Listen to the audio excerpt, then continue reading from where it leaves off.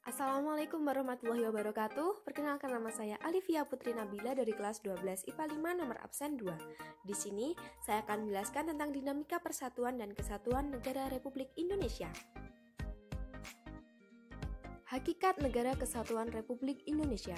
Yang pertama, yaitu konsep negara kesatuan atau biasa disebut unitarisme.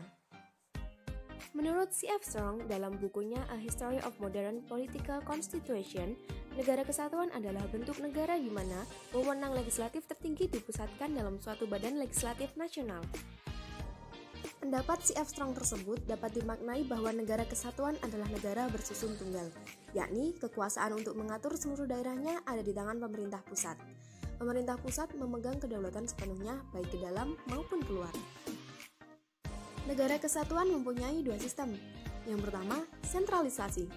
Sentralisasi yaitu semua hal diatur dan diurus oleh pemerintah pusat, sedangkan daerah hanya menjalankan perintah-perintah dan peraturan-peraturan dari pemerintah pusat. Yang kedua, desentralisasi. Desentralisasi yaitu daerah diberi kekuasaan untuk mengatur rumah tangganya sendiri, atau biasa disebut otonomi atau juga swatantra. Dan untuk menampung aspirasi rakyat di daerah, terdapat parlemen daerah.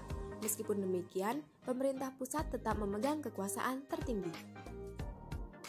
2. Karakteristik negara kesatuan Republik Indonesia.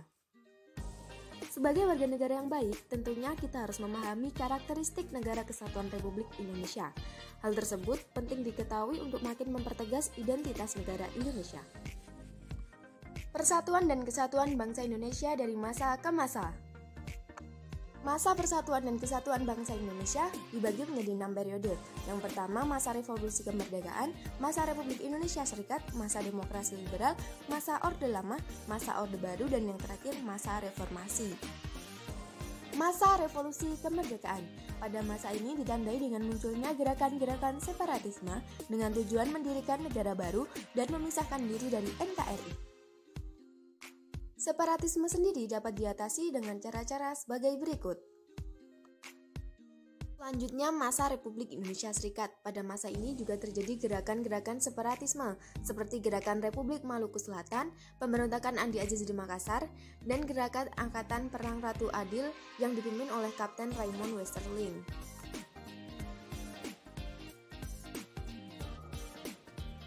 Masa demokrasi liberal. Pada masa ini terjadi pemberontakan oleh PRRI, yaitu Pemerintah Revolusioner Republik Indonesia, atau bisa disebut dengan Permesta Perjuangan Rakyat Semesta.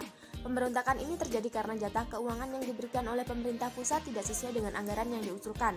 Hal tersebut menimbulkan dampak ketidakpercayaan terhadap pemerintah pusat.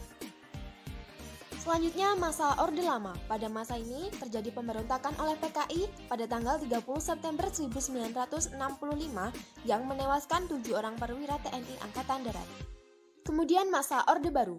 Pada masa ini Presiden Soeharto menyatakan mengundurkan diri pada tanggal 21 Mei 1998. Sebagai gantinya, Habibie yang ketika itu menjabat sebagai wakil presiden dilantik menjadi Presiden RI yang ketiga. Yang terakhir yaitu masa reformasi. Pada masa ini ancaman yang sering terjadi yaitu terorisme. Sedangkan terorisme sendiri secara sederhananya adalah tindakan teror untuk mencapai suatu tujuan tertentu. Cara-cara mengatasi terorisme yaitu sebagai berikut.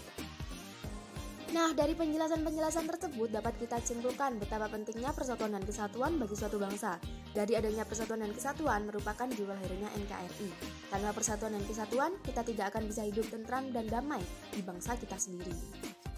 Sekian video penjelasan dari saya, mohon maaf apabila ada salah kata, dan terima kasih telah menonton hingga akhir. Wassalamualaikum warahmatullahi wabarakatuh.